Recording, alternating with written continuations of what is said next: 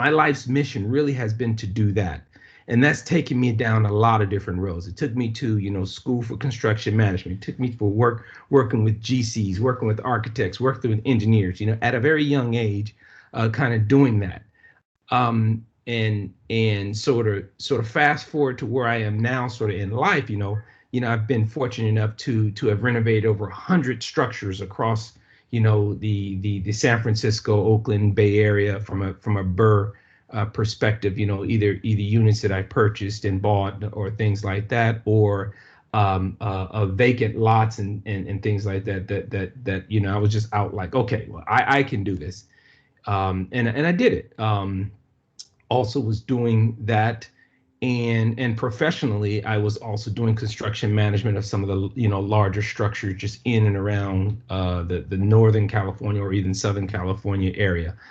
So I was just having fun with it, and that was just that's always been this thing, this passion, this youthful energy that I've channeled through the built environment to build, cool things. And that's just, it's just been me, to the point where, over the last 5 or 6 years, I've been fortunate enough to be part of larger groups, smaller groups, or consultant with groups, but to have developed over 1,300 units of multifamily and student housing, ground up, right? In Colorado, there were 5 little homes on this lot, and we raised all those homes just like, and I probably crushed some middle school child in that area, probably crushed their dreams because we took down 5 houses, but nevertheless, they were vacant.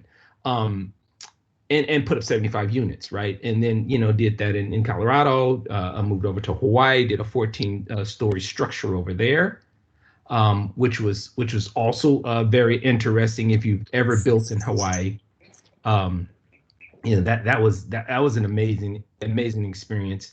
And one of the lessons that really came out of that is when you're building in Hawaii, what is on paper and what is planned may not always be what is in the ground.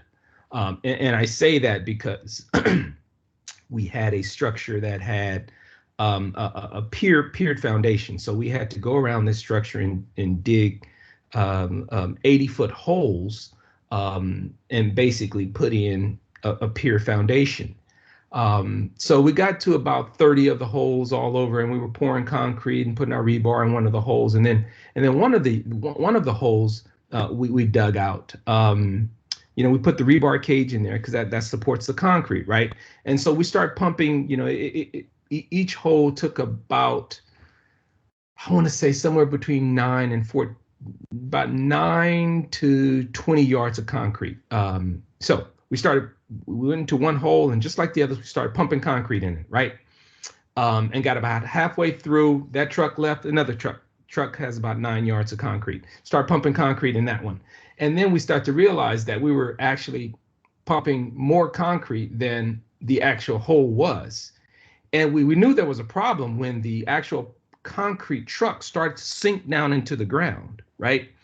And we tried to pull it out, and it basically got stuck in a hole. So we eventually got a rig, pulled up the concrete truck out of the hole, and looked down into the hole, and there was a karst.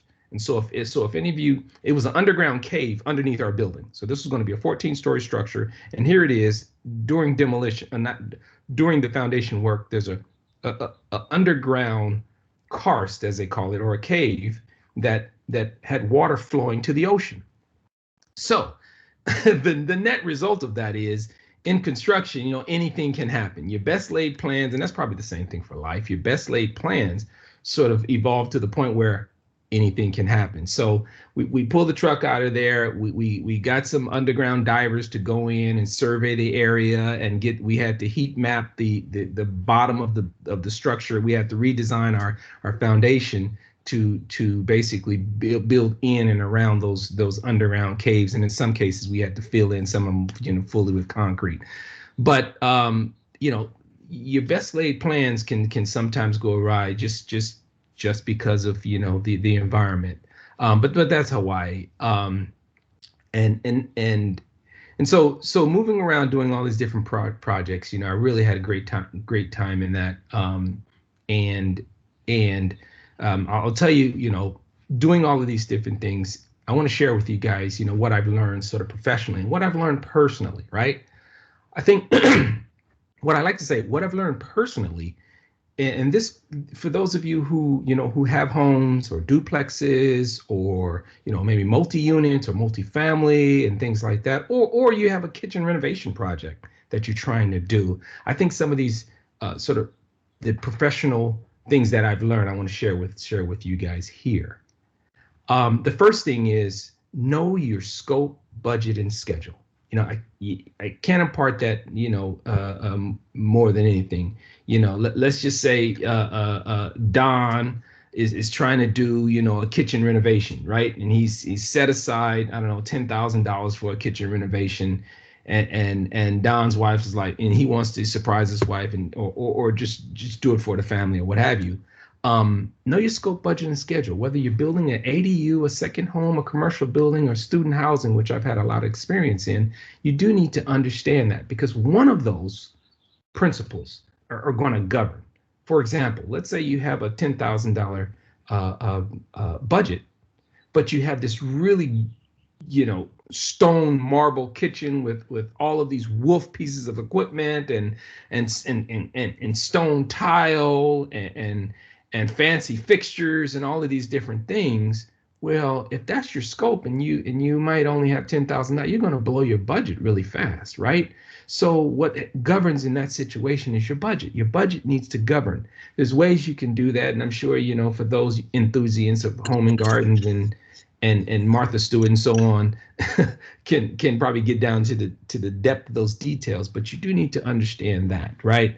And maybe you don't have a schedule, or maybe it's January and you're trying to get this done by, the July 4th weekend so that you can have, a great barbecue or what have you. So schedule might govern from that perspective. But usually one of those factors of a project is going to govern, and you really need to understand that, right? And so if there's any questions around that, feel free to throw it out there because I've dealt with different types of situations and scenarios around that. The second thing that's important, I think, is understand the rules and regulations, or the regulations around what you're trying to build, right? And if you're doing development and you're starting from the ground up, I'd say the biggest thing is understanding your entitlement risk. So understanding, what's zoned, what the general plan is, what the housing plan is, what other neighborhood concerns might be there for parking, for landscape, for utilities. I said utilities. Also, if there's any sustainable issues or concerns that your city might have, and if there's and then there's inspection requirements that might be part of that. So understand what that entitlement risk is. So number two, understand your regulations. And even to the extent you might live in a planned unit development or have homeowners associations or neighborly risk, or maybe you just have that neighbor next door that just don't want you doing anything, right? I mean, we probably all have those in our life at some point in time. So understand those regulations and maybe the people factor. And I'd say the third thing is understand who and how the work will be executed, and whether you get you hire an architect, or whether you do the work yourself or design it yourself, whether you do the work in pieces and parts, or whether you subcontract it to a list of individuals, or hire a GC to do that work. Understand who and how you're going to have that work executed. And getting back to the first 3 points I mentioned, scope, budget, and schedule, that the scope is going to be key in terms of passing on to who and how that work is going to be done, to get it executed. Because we've all probably heard all of the the house horror stories about how work can get out of line, right? So maybe and you might be the you might not have been in construction or been in renovations or whatever, but you should at least write down, okay, these are the things that I want to understand, or no, these are the things I want to have executed, and maybe sketch it out, and then hold them to that, and then ask them, hey, okay, I want a kitchen with this particular island. What do you think this is going to cost? And they may ask you some questions about, finishes and this, okay, and you got that, and then ask them, how much time is that going to take, right? And then set up a payment schedule so that you don't get burned, because there are some unscrupulous folks out there that might want to burn you or might want to rob Peter to pay Paul.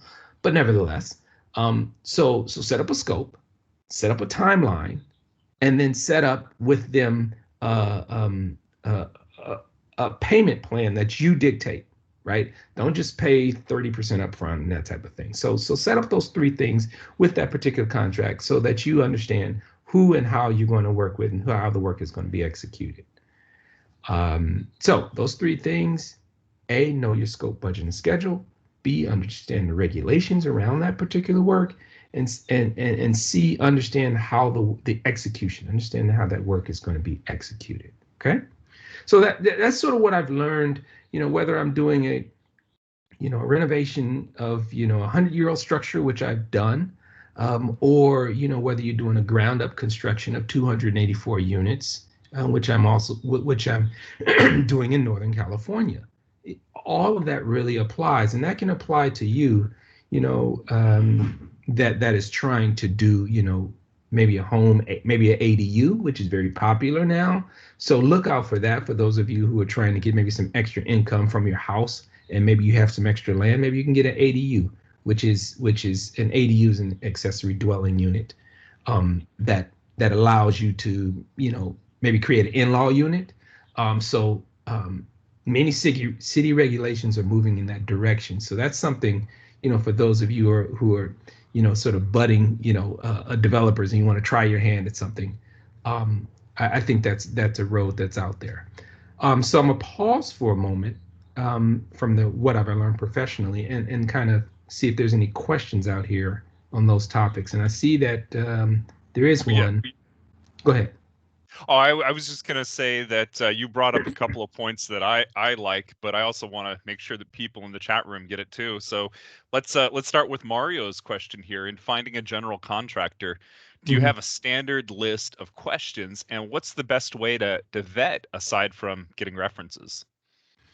In terms of the standard list of questions, it depends on the size of the project. So I'd say maybe we could go with the kitchen renovation example, or something at home. Yeah, no, definitely. So standard list of questions.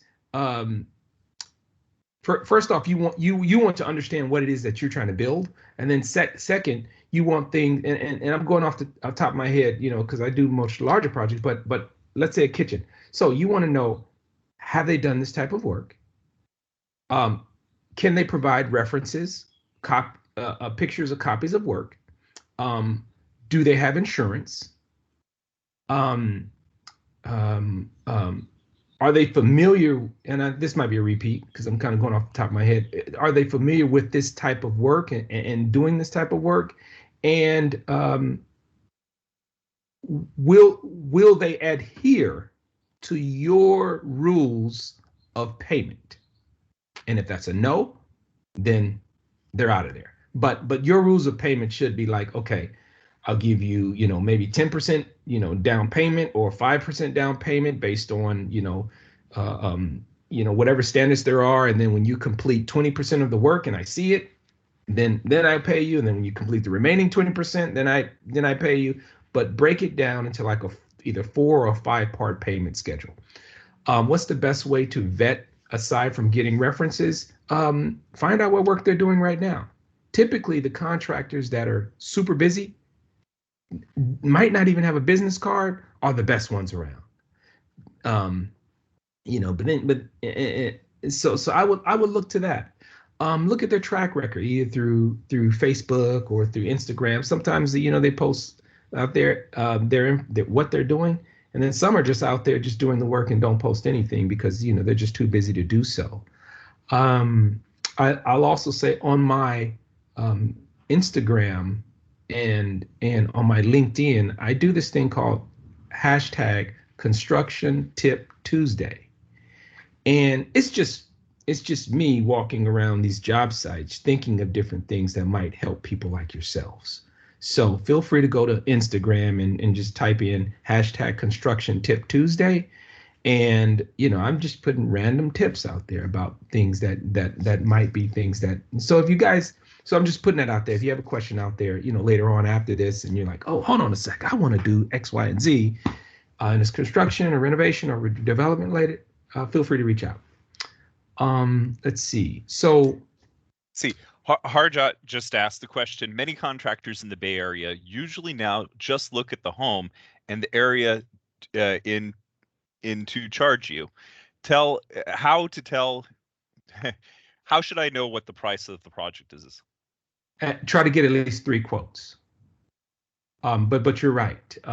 Someone might drive into, a neighborhood like, just like Black Hawk, San Ramon, and say, oh, ooh, I might kick the cost per square foot up a lot on this deal because, Harjot, ooh, he lives in a nice neighborhood, versus being like in Concord. But and I'm not trying to disparage any particular neighborhoods at all. So my apologies there. But I'm just saying Harjot has a very good point. Someone that might, go into, San Ramon, versus like, inner city, like Berkeley or something might try to gouge and change prices, based on those locales. So do get at least 3 contracting quotes. Hey, Justin, how do I know what sort of extensions I can do? Say, for instance, I want to add on to my house in order to support an Airbnb, or, I want to put a structure in the backyard. Yes. Where do I go about, understanding if I'm even allowed to do these things? Very good question. Getting back to the second point of what I learned professionally, and that is understanding the regulations. Go to your city department, right? Go to the either city inspection or the city zoning, or planning and zoning department for your city, or for your jurisdiction or for your county, and type in or ask them about ADUs, ask them about adding extra units, and all that's written.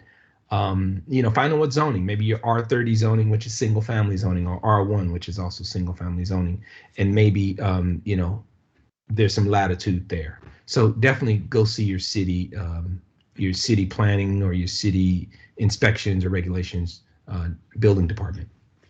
And Henry has a question here about, do you have a recommended payment schedule?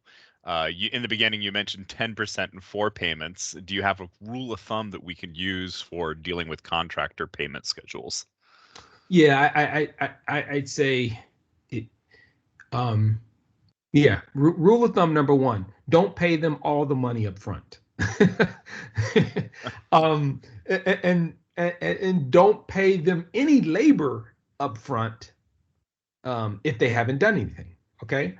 Another rule is, if you can buy the materials, some do that. If they can, go to Home Depot and buy the materials, or get an account with Home Depot, like at their desk, at their pro desk or whatever, and you control the materials flow, because they could say, oh man, ooh, I want to start your backyard, but or your pool, but I'm going to need, $10,000. It's like, well, hold on a sec there, fella,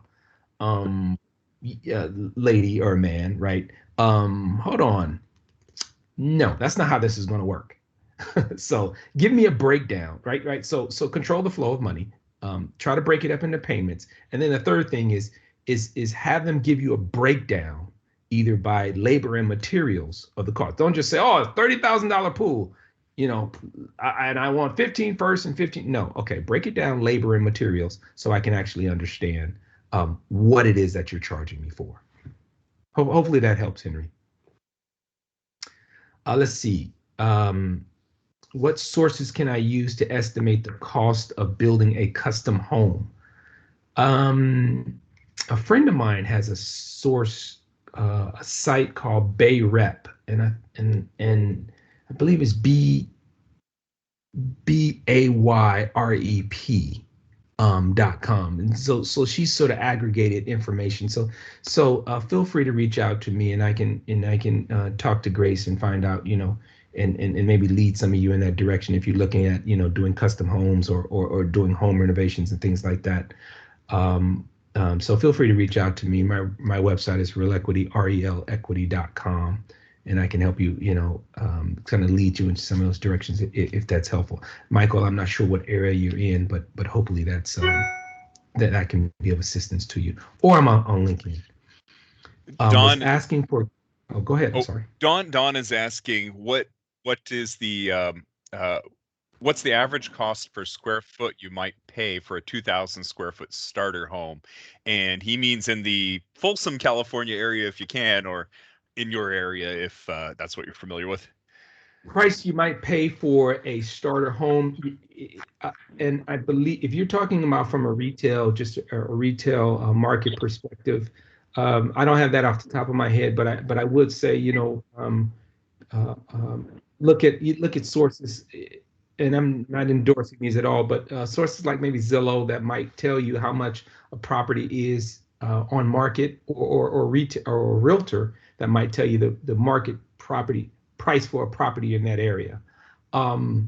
If you really look now, if you're looking to build, that number could vary wildly because of a number of different things, the contractors, materials, and then material pricing. I will tell you guys now that we're in the middle of a wood material crisis.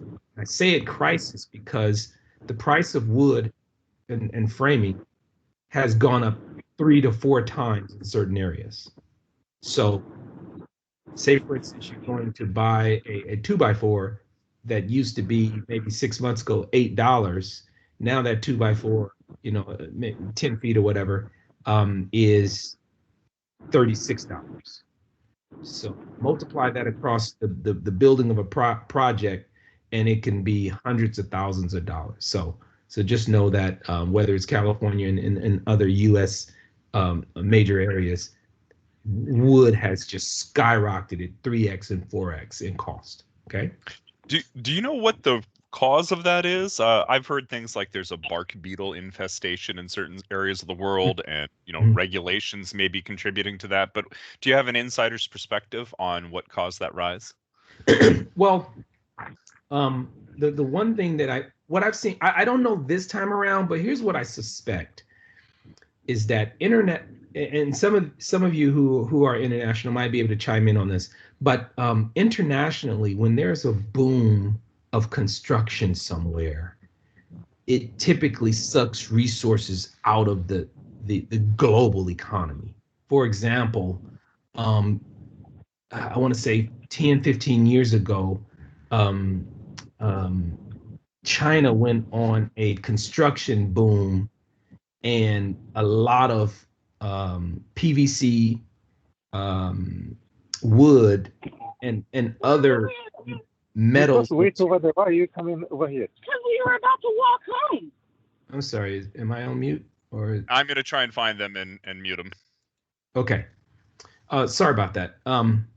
But what I was referring to is we live in a global economy, and when one particular economy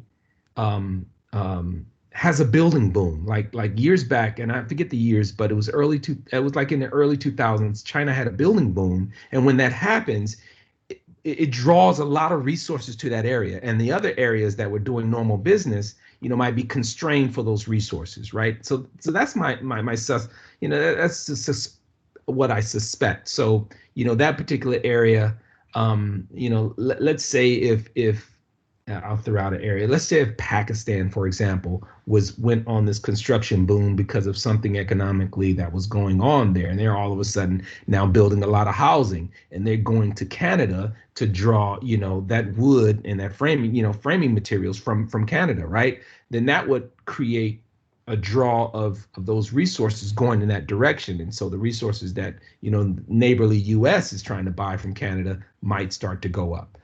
That's the sort of phenomenon I've seen, but what I've seen on the other side is how our development and construction teams are dealing with it, which is a whole nother conversation. So I wanted to also, I've talked about what I've learned professionally. I wanted to also dig into what I've learned personally from doing all of these different projects, and in my journey in real estate and development and in construction, and now my journey into acquisitions. And I'd say the first thing is that whether it's, and I'll draw a box around this. I can put in that box real estate, I can put in that box development, I could put in that box acquisitions. And then I can finish that sentence with, is a team sport. Like you can't do this alone. And you can probably put life in that box and say life is a team sport. And that's what I've learned over time. And I can say this, because I used to be younger.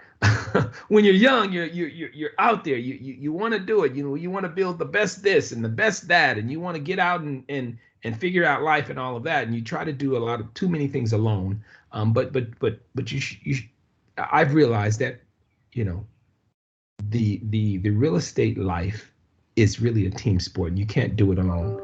You can't do all your surveying. You can't do all your plumbing. You can't do all your tile. You can't do all your roofing. You can't even do all of your underwriting to get to a particular acquisition deal, any of that stuff.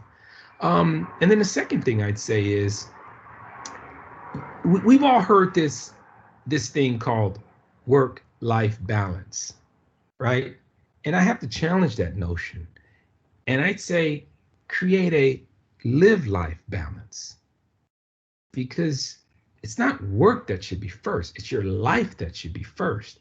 And how you incorporate all these different things, your passions, your energy, your love for whatever, your love for family, your love for all the different things that you do. Excuse me one sec.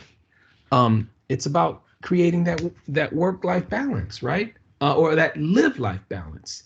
And at this point, I'm looking to live life exceptional and work optional, right? So and that's just my own personal vision for things, but it's in this section of what have I learned personally through all of this. And then the third thing, getting kind of tying back into the team sport, is the difference between sort of the younger me and the older, the current version of me is I want to do more through collaboration, with others that are like-minded, with others that are, busy professionals, so that we can all improve our collective community, and through that, improve our collective cash flow. So I believe in those three things, sort of as part of my sort of private equity journey that, I've been on for the last couple of years, kind of coming through all of this, is three words, really: collaboration, community, and cash flow. And I think that, thinking through that, that's sort of what I've learned personally in my journey. So then, you might ask the question, so where am I now? I have not, the city block concept that I talked about, I've done it. I've built it. I've programmed it. I've planned it. Developed it, but now I'm getting to that ownership. And so now I'm turning that corner in terms of, okay, now how can you own that city block, right? And not own it alone. I'm not on this journey alone. I'm on this journey with busy professionals, with individuals like myself that say, hey, you know what? If we collectively, come together in some form or fashion, whether it's, developing from ground up or whether it's buying it, outright as an acquisition, that's pulling all this whole thing together. And that's how I'm going to really, do that one little piece that middle school kid that was disgruntled because they took his Papa Willie ride through the bike riding space, from him at a very young age. Hey Justin, I want to give people a chance to comment in the chat on the reflections that you just gave there. And then I also wanted to kind of go back to 2 points that I found interesting, and hopefully the group will find it interesting here. You mentioned So I'll say both of them here. You mentioned student housing at one point and said you have a lot of experience in student housing, and that's an interesting asset class because it's slightly different than all the others. It's its own beast, but at the same time, it has a lot in common with some of the other asset classes. That's right. So I wanted you to maybe give us a little insight into how that works, and then you've also mentioned that you developed a property in Hawaii, and some of the things you ran into were, there were caves under the ground you had to fill in with cement, but I was just wondering, it sounds like an exotic thing to do, and if you had any other stories that you might want to share with the group here about that. Yeah, I'll talk about student housing first, because remember I said there are three things that are important on a project, and that's scope, budget, and schedule. With student housing, depending on when you start, you can throw everything out the window and just focus on schedule.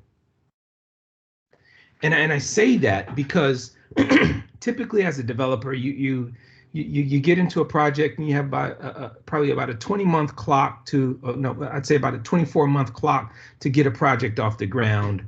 You might spend 4 to 6 months, going through financials or doing underwriting or doing pro formas and something like that. And then you kind of get to the point where you throw a shovel in the ground at about that 0 month, which gives you the final 18.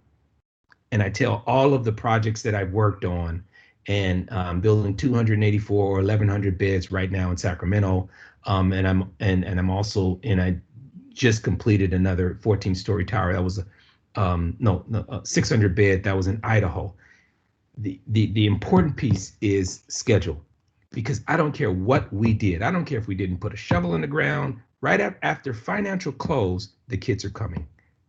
That is the most important thing with student housing. It is understanding the schedule. The second thing that I glean from student housing and building so many units is understanding that there's a formula that needs to be made. Because again, if schedule is important, you need to have the right formula. You need to have the right unit mix. So I got it down to a certain unit mix, got it down to certain materials, because kids like to break stuff, if you haven't noticed. So you got to have a certain unit mix. You got to have a certain unit type. You got to have certain fixtures, certain flooring, TVs in certain locations, or maybe not, certain colors, certain vibrancies, certain HVAC units, all to match or meet a budget, but primarily to meet that schedule and get that project done in under 18 months. And I've done that with, in several cases in multiple cities. So student housing, it's really all about the speed at which you can develop that project. So you need to keep that in mind. Now, as it relates to Hawaii, I'm sorry, Daniel, did you have another question? Well, I was going to ask really quickly, what sort of school do you look to build housing around? And I do want to get to your Hawaii stories, but do you have criteria like the school must be at least 5,000 students, or there needs to be whatever your criteria might be? What are the criteria you use to determine whether to move forward on a project? Well, a couple of things. If you know that there's a need, you have to understand the need. And so these were large, either REIT-based or P3-based projects. So many of the projects had RFPs, or requests for proposals, to developers to build their student housing, because they had a need. For example, University of California several years back sort of instituted this criteria that all freshmen need to live on campus, right? So and the UC system then looked at and said, okay, well, how much housing do we have? It's like, oh, we only have 5,000. We only have 5,000 beds. Okay, well, what's our first year population? 12,000 students. Oh, well, hold on a sec. We're down 6,000. So so the UC system has been going through this, and if anyone lives in the UC system, or in and around those universities, there's a lot of building going on. There's also a lot of building going on in Seattle, Washington, around universities, in Portland, Oregon, around universities, the Texas system around universities. So really, it gets down to what is the university saying about their base population, or their base need, right? Need for housing. Another thing is, look at the top 25 universities, like or top 50 universities in the country. Are they in small neighborhoods? Are they in neighborhoods that need housing? And you kind of look at different factors, like, are they a growing neighborhood? Is there a lot of competition? Is there a bunch of articles saying students are living in their cars?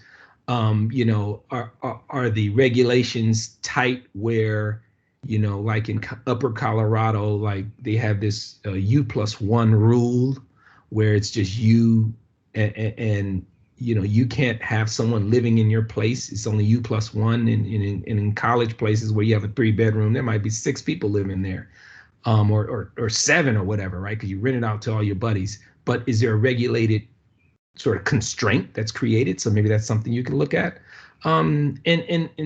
And quite frankly, are you down the street or around the block or up the street from a university? Are you pedestrian to campus? And can you take advantage of that? And can you, build a larger kitchen with independent, living places? I've seen a 2-bedroom place cut up into like 4 different units just to cater to that student base. And then you can rent by the bed too. That's another thing that's different from, like you may have a 2-bedroom house, but you might have 4 leases on it. So that's another factor of sort of the student housing that's different from, like, renting out. Because let's say you have a house and you rent it for $1,000 and it's 2-bedroom. But if you have student housing, you might rent that for, I don't know, $1,500, right? Because now you have 4 students and you can, break it up, 1, 2, 3, 4 and get double the income, right? $500 a piece. Or you get, I may have done the math wrong, but let's say instead of getting $1,000 renting for that house entirely, you can get $500 per student, right? So that's a benefit there. So hopefully that answers your question. I know I kind of rambled a little bit about that, but hopefully that answers your question about why student housing is attractive to me and is attractive to others in this space from a That's great perspective. That's great. Hawaii, if you're trying to build anything in Hawaii, take with you a boatload of money. Hawaii is expensive. And if you're coming from the States and you go in Hawaii, you're competing with international dollars that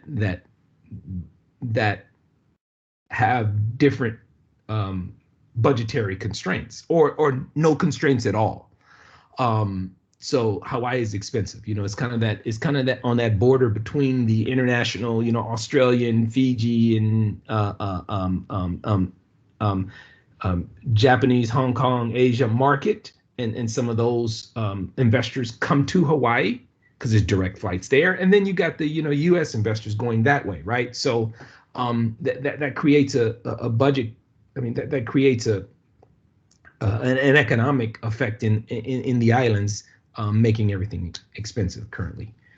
The other thing is understand that just because you're from, I don't know, Virginia, Texas, Oregon, Washington, wherever you're from, and you want to do this project, you go to Hawaii and you're like, okay, I want to do this project. I'm from the mainland. I want to get this done. You have to understand that there's island time, and things don't go quite as fast as you might want them to go, right? You often hear it like, oh, you're from the mainland because you're coming over here wanting to do all these different, like, calm down, relax. This is paradise, right? And things move at that pace. So give yourself a little extra time. And it's a beautiful place. So why not? Like, and then the other thing is the regulatory environment is different there. And so you do need to understand that permits may take you a little bit longer. Like we had a 22-month construction period for the 14-story tower that's in Hawaii that's built right now. It's called Hale Mahana, HALEMAHANA.com, that we built there. And I can say when we broke ground and we started, we didn't have our full permits. I don't think we got permits until like, say, the 15th month in. But there's some allowances to allow you to do that, but that's not normal, right? That's not normal. That's not what you're going to see in downtown Seattle, or what you're going to see in San Francisco, or what you're going to see in, wherever. So you do need to understand that the regulatory and the inspection and that environment moves at a different pace, and they may not get to your information as fast as you might want them to. So just understand that, and localize your thinking with dealing with Hawaii properties. And while you're there, hey, go out and hang out at the beach and have fun. Hey Don, we got 2 questions in the queue here, and I'm going to take them in reverse order because I think Shreem's will lead you to, given your contact information, frankly. So first of all, is Don's, if you're not a contractor, is it meaningful or profitable to drive small scale construction projects for rent or for sale, 4 units or less? Yes, it is.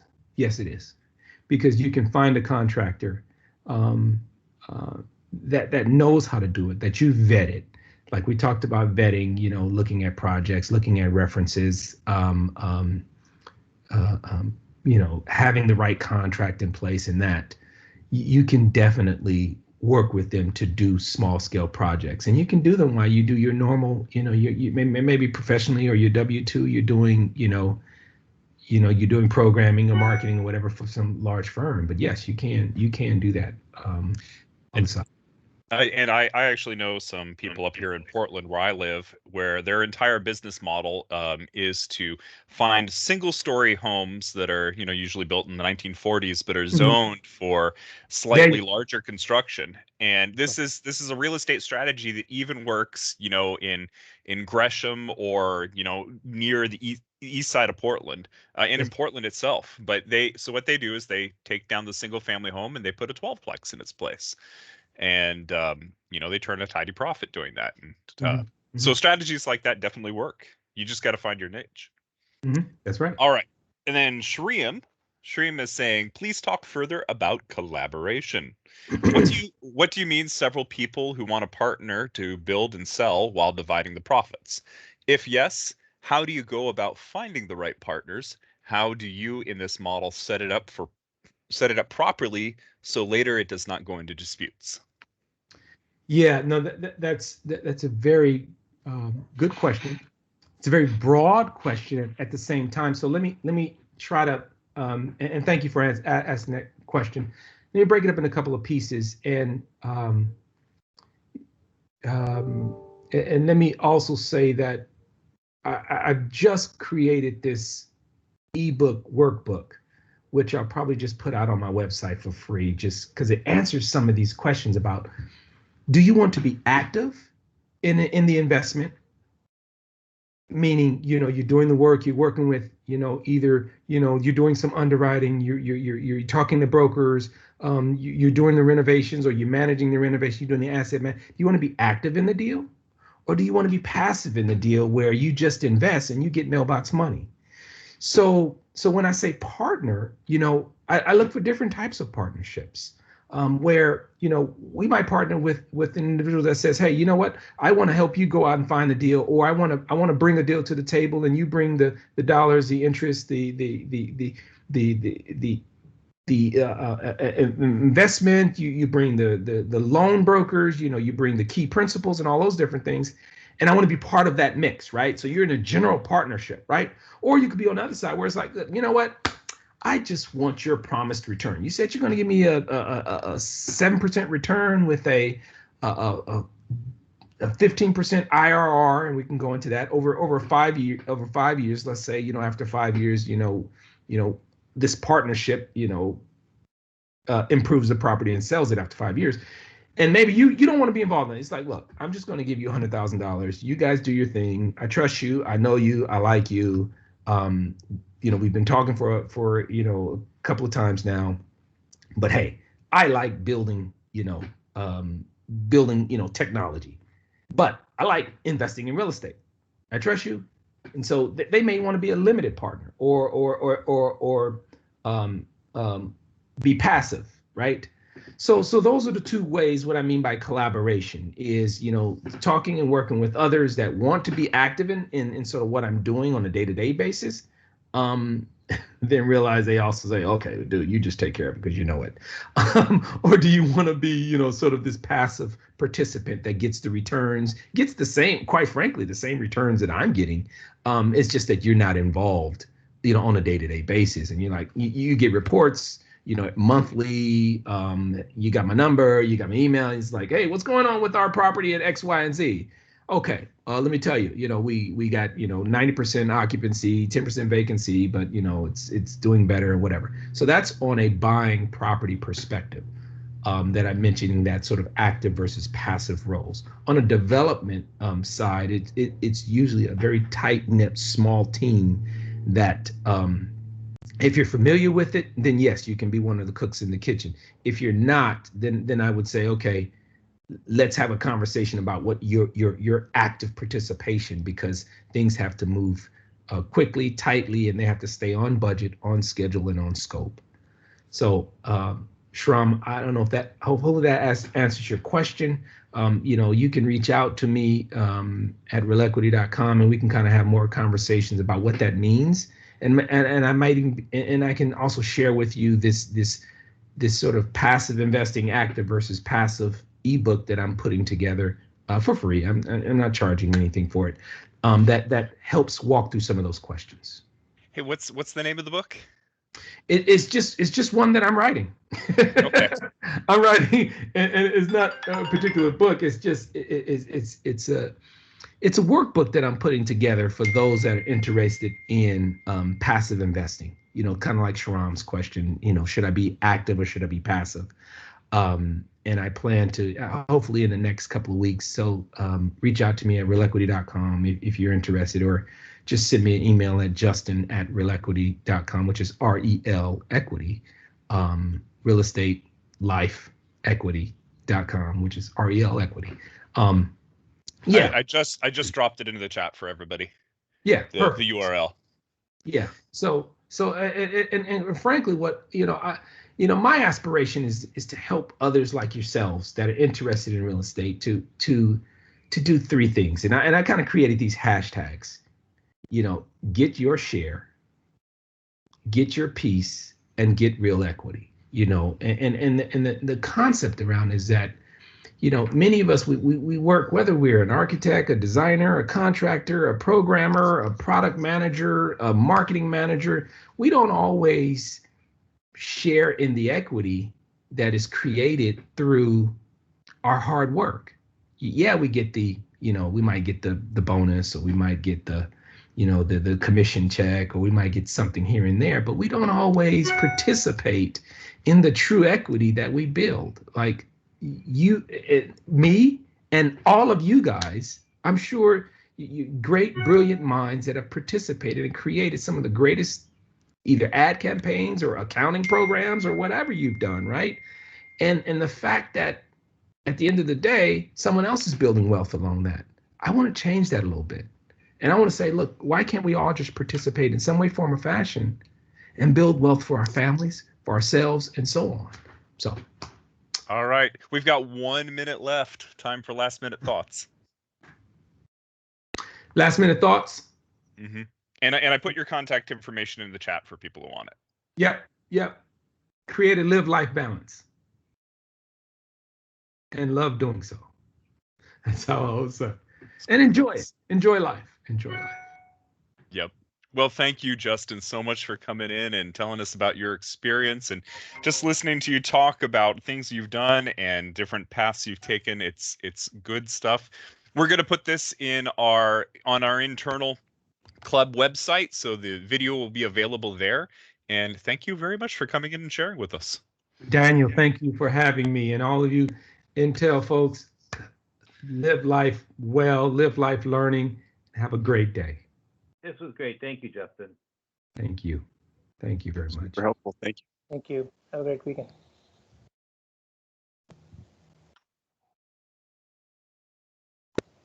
All right, Justin. Good stuff. Oh, you're taking off.